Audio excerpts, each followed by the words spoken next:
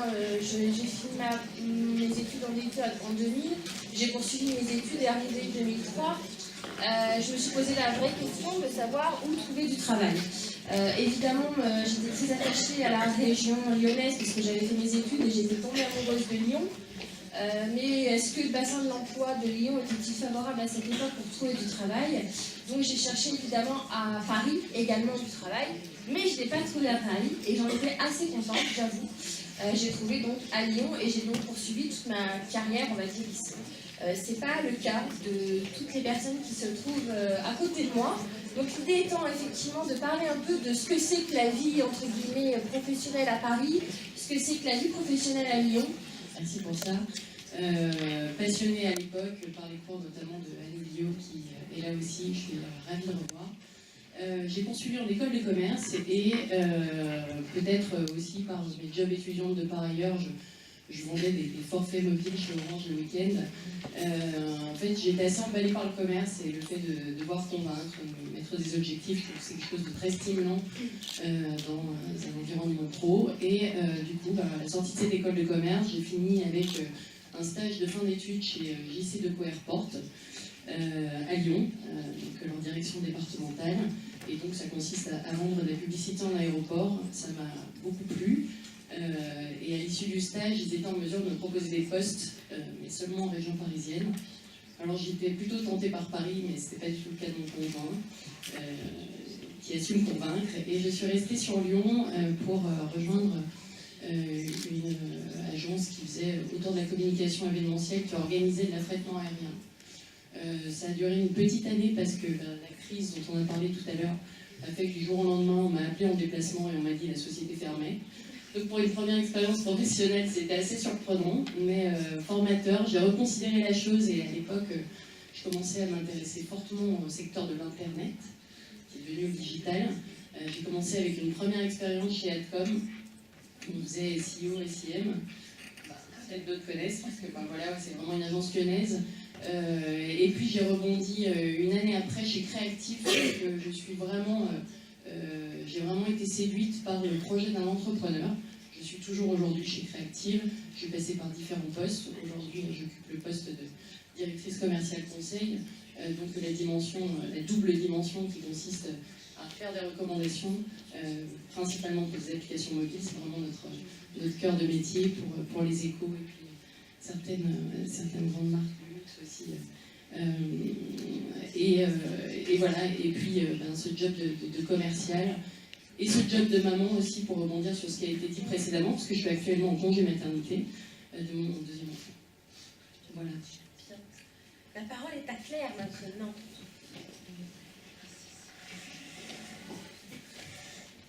Bonjour à tous. Donc moi je suis de la promo 2011-2013. Les camarades sont là. Après donc, le DUT Infocom, j'ai fait une licence à Nanterre, Infocom aussi. Je suis ensuite allée à l'ISCOM en Master 1 à Paris. Et enfin à Marne-la-Vallée où j'ai fait un Master 2 professionnel, spécialité réseaux sociaux. Voilà pour mon parcours. Moi, je suis originaire de la région parisienne et je suis venue faire mes études à Lyon donc pour ce DUT de 2 ans. Donc, je suis revenue à Paris pour mes études parce que ma famille et mes amis étaient aussi à Paris. C'est donc pour moi plutôt un choix de vie et je suis très attachée à ma ville qui est Paris. Donc, après mes études, dans le cadre de mes études, j'ai fait un an d'alternance chez PSA, au sein du groupe, au siège, où j'étais en charge de la communication d'une entité du groupe. Donc, c'était l'entité CRM. Je ne sais pas si ça parle à tout le monde, le CRM. C'est un secteur dans lequel il y a beaucoup de travail. Donc j'ai fait un an chez PSA, ils n'ont pas pu me recruter à la fin parce que l'entreprise était en restructuration, ce qui arrive assez fréquemment à Paris et donc partout. Voilà. Donc c'était une expérience très enrichissante. J'ai découvert ce qu'était le CRM et j'ai aussi été recrutée après pour cette expérience chez Publicis, donc au sein de Chemistry, qui est une agence dédiée au CRM chez Publicis. Et je travaillais donc pour Carrefour sur les campagnes emailing, les recommandations donc, de stratégie CRM, et donc, en tant que chef de projet là-bas. Et j'ai donc obtenu un CDI à l'issue de 2 CDD de 6 mois pour un nouveau poste qui est chef de projet 360 à Publicis Conseil. Donc je travaille toujours pour Carrefour, mais je travaille désormais sur les campagnes promotionnelles des hypermarchés, en 360, donc catalogue, affichage, digital principalement, et voilà, et je me plais beaucoup. Et donc, juste pour dire que ces opportunités-là, je les ai eues à Paris. J'étais pas très confiante aussi sur le marché lyonnais ou ailleurs. Et j'ai trouvé très rapidement du travail à Paris. Je ne sais pas si c'est forcément le cas partout, mais apparemment ça existe. Voilà. Et maintenant, ça se fait. Oui, c'est bon. Alors bonjour à tous. Moi je suis donc Saskia Dupiré, je suis issue de la promo 98-2000 des doyens. À l'issue de l'été, j'ai intégré l'ISCOM à Paris. J'ai fait un master spécialisé en relations presse et relations publiques. J'ai fait beaucoup de stages et comme Noémie, je suis d'accord pour dire que les stages sont très importants. C'est un vrai tremplin. Et moi, ça m'a permis d'intégrer un stage qui a été la révélation pour moi et dans le domaine dans lequel je suis toujours, chez un attaché de presse qui s'occupait d'artistes dans la musique. Donc j'ai travaillé pour plein d'artistes, Salvador, Yann Folly à l'époque. Et j'ai, par le réseau que je me suis fait seule, j'ai intégré une agence de relations presse, relations publiques, toujours spécialisée dans le domaine de la culture en tant qu'attaché de presse, pendant 7 ans. Et donc j'ai travaillé avec de nombreuses personnalités dans la musique, beaucoup de cinéma aussi, des pièces de théâtre, des livres, toute la communication autour de ces événements-là.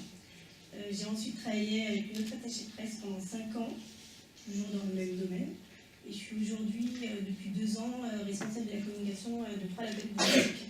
Un label qui s'appelle Believe et qui est le leader mondial de la distribution numérique auprès des labels indépendants.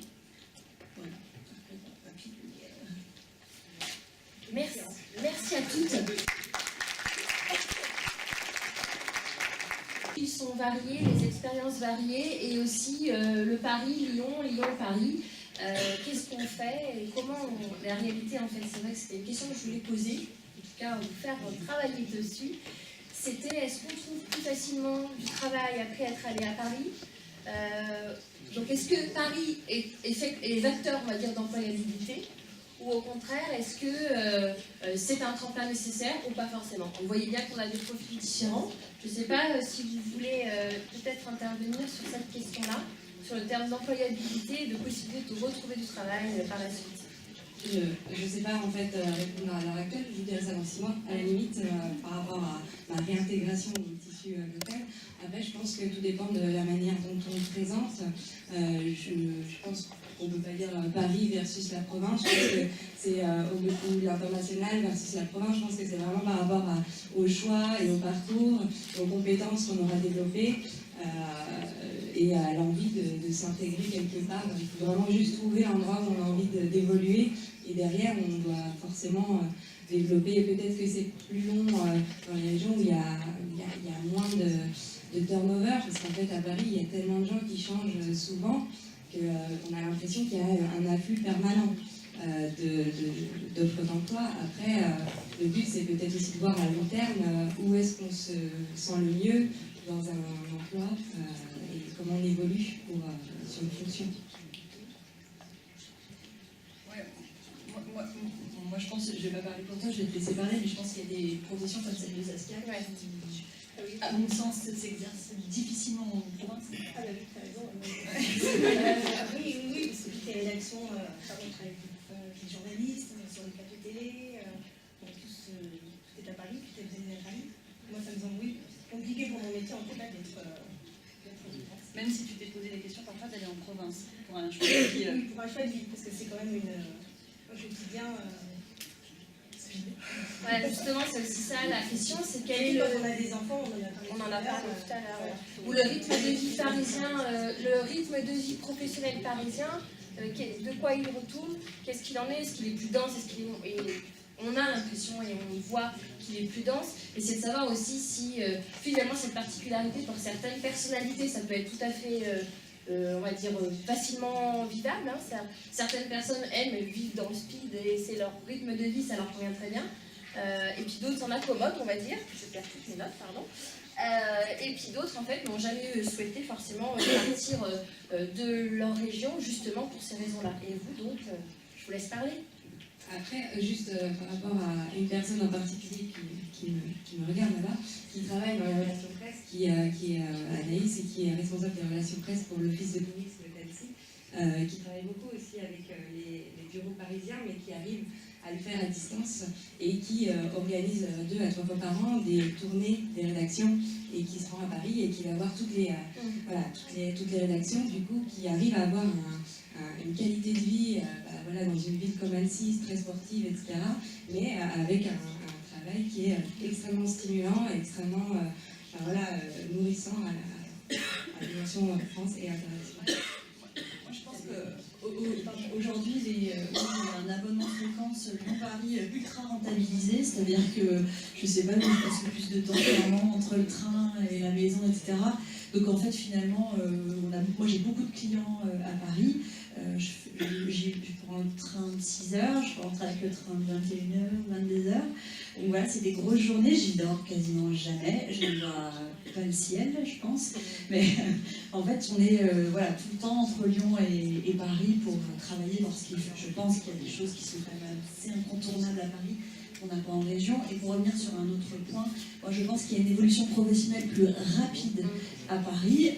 Je le vois avec des gens qui reviennent dans les agences de communication à Lyon avec un cursus parisien à la même, en ayant le même âge. Ils ont déjà travaillé sur plein de choses, notamment plus internationales. Ils ont travaillé sur des comptes plus gros, qui leur a permis d'avoir une évolution plus rapide. Donc souvent, quand je suis parce que dans mon équipe, j'ai des plus jeunes et aussi des stagiaires, et je leur conseille toujours, s'ils ont l'opportunité, d'aller voir ce qui se passe ailleurs dans d'autres pays, ou bien à Paris, de passer par là, parce que oui, effectivement, ça booste quand même une carrière, et nombreux sont ceux qui reviennent aujourd'hui à Lyon, à Bordeaux, des villes qui sont à 2 heures de train de Paris, en ayant eu une belle formation et en ayant accédé à des postes tout de suite plus vite, quoi. Voilà. Donc oui, je pense que c'est un accélérateur de carrière.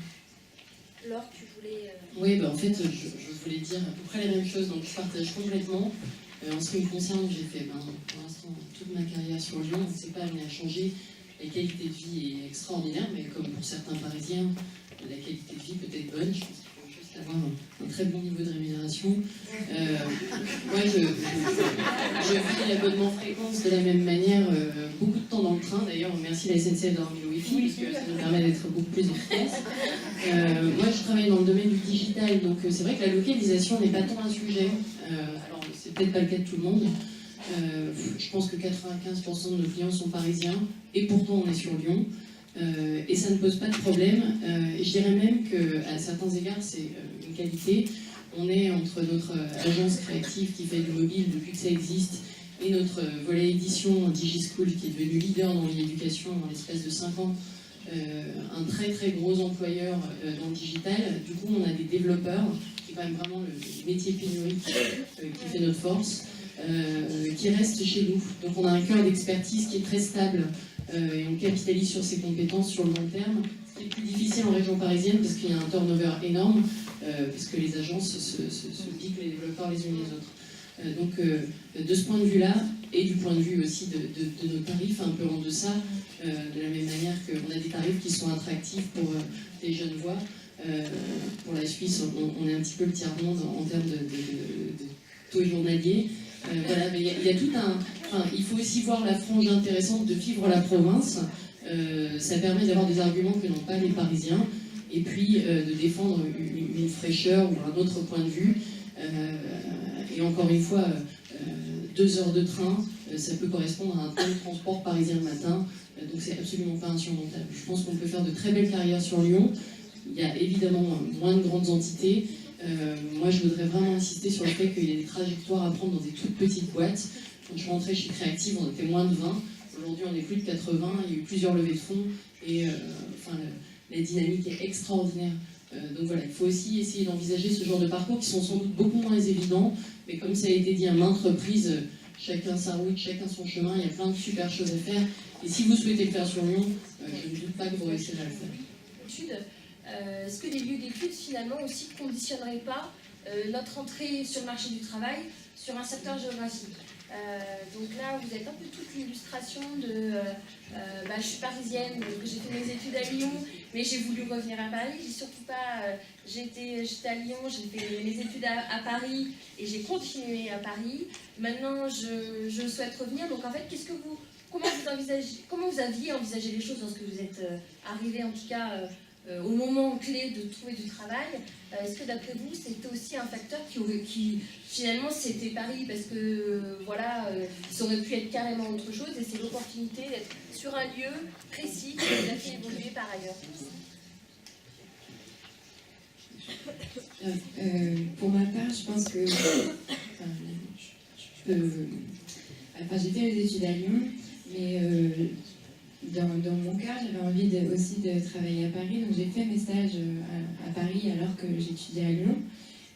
Donc je pense que c'est plus un choix personnel et de savoir dans quelle grande ville on a envie de travailler, ou dans quelle région on a envie de travailler, ou dans quel pays on a envie de travailler. Et après, on s'en donne vraiment les moyens. Donc moi, j'ai jamais vraiment cherché à Lyon du travail, alors que j'aimais beaucoup cette ville et que je faisais des études ici. Donc voilà, pour moi c'est un choix personnel, je ne sais pas ce que vous en pensez. Oui, c'est forcément... Enfin, la vie finalement c'est une succession de hasards, d'opportunités, Voilà, moi je suis arrivée à Lyon alors que je venais de loin comme toi d'ailleurs. C'est pour ça qu'on s'est retrouvés, on est arrivé au mois de juillet 98 dans une grande ville où moi je ne savais pas prendre le métro. J'en avais jamais vu de ma vie, voilà, c'était un peu un indien dans la ville. Et on est rentré à la fac, il y avait... non, mais ça fait sourire, mais vraiment je suivais les arrêts de métro de l'extérieur parce que j'avais la trouille de me tromper, voilà. Donc j'ai fait... Bon, au bout de 15 jours, j'ai arrêté, c'était un peu fatigant.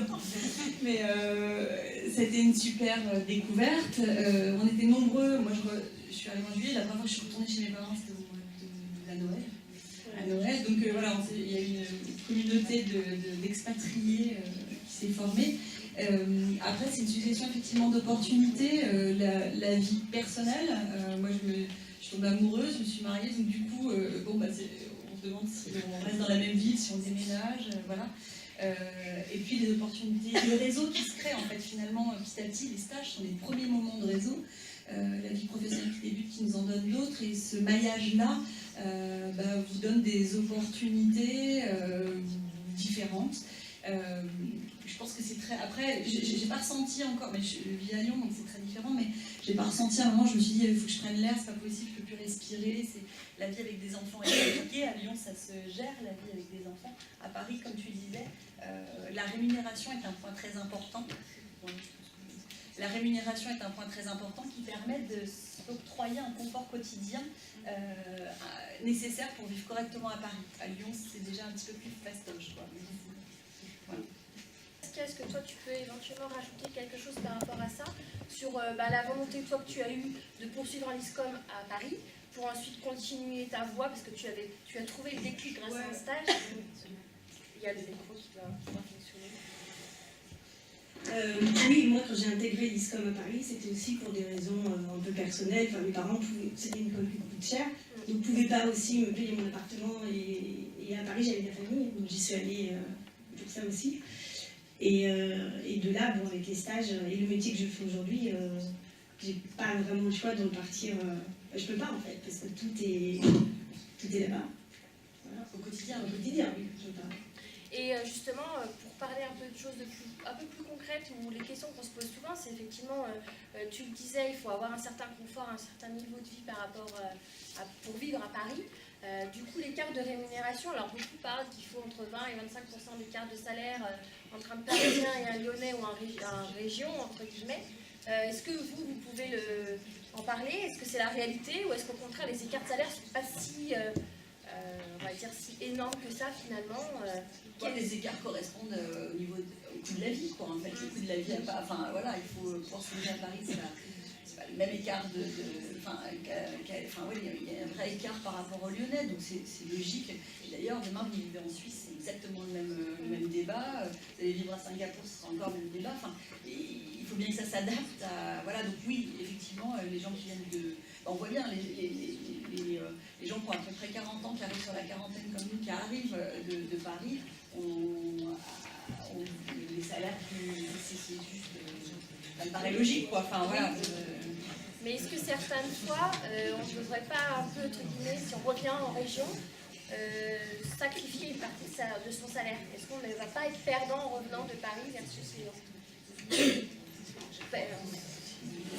Après, ça dépend un peu du domaine d'activité dans lequel on est, de quelle structure on part et là où on s'installe. Par exemple, mon mari, il a réussi à verrouiller un piste de salaire entre Paris et Lyon, à quelques degrés près, on va dire. Donc, lui, il est dans le domaine industriel, sur des techniques d'achat, donc ça n'a juste rien à voir avec la communication. Communication, de toute manière, de point de vue général, on est quand même toujours en dessous des salaires des restes des fonctions de support cadre. Après, effectivement, c'est pas non plus les mêmes postes qu'on occupe, donc souvent on dégraisse, mais par rapport à ce que tu disais, Noémie, les loyers ne sont pas les mêmes. Enfin, je veux dire, nous on cherche un appart, à Paris on paye à 1300, là on va chercher sur 800, donc je pense que dans tous les cas, en qualité de vie, on gagne, et en coût de la vie, on gagne aussi. C'est juste de réapprendre à vivre différemment, parce qu'on n'a pas les mêmes échelles dans la tête de tarification, que ce soit sur de l'immobilier, sur des temps de distance. Je veux dire, on prend le métro à Lyon, en un quart d'heure on a fait le tour de Lyon, c'est impensable à Paris. Il faut prendre minimum une heure de battement, parce qu'on dit qu'il va y avoir un problème à tel endroit et qu'on ne peut pas se permettre d'arriver en retard à tel rendez-vous. Donc la balance, elle est fondamentalement positive à mon sens, mais voilà, parce que j'ai vécu dans le Jura jusqu'à 18 ans, qu'après je suis venue à Lyon, et après j'ai vu ce que c'était que le crescendo de la campagne à la capitale, pour revenir sur quelque chose d'à mon sens beaucoup plus équilibré entre vie personnelle, vie professionnelle, et puis sans sacrifier. Enfin, pour moi, il n'y a pas de sacrifice en fait. Je pense que c'est plutôt un recalibrage avec l'âge aussi, parce que quand on a 30 ans, on n'aspire pas aux mêmes choses que quand on a 20 ans, et quand on a fait ses armes pendant 10 ans, à bien suer et à se dire, bon bah ça y est, mon CV tient à peu près la route, donc je peux me permettre de prendre du recul et puis de faire des compromis sur certaines choses. Mais ça, je pense qu'après, c'est plutôt la vie au sens global, puis de savoir ce qu'on a envie et nos attentes à un instant. Juste rajouter quelque chose, Paris ne rime pas forcément avec gros salaires, dans mon expérience. Il faut savoir se vendre avec tout, hein, et exprimer effectivement que les loyers coûtent cher, qu'on a besoin d'un salaire décent pour vivre. Alors moi, ça va, j'ai eu un petit peu de chance, je pense que j'ai réussi à bien me vendre, mais mon copain qui a fait exactement les mêmes études que moi avait gagné 500 € de moins que moi, et c'est un peu difficile pour lui, voilà.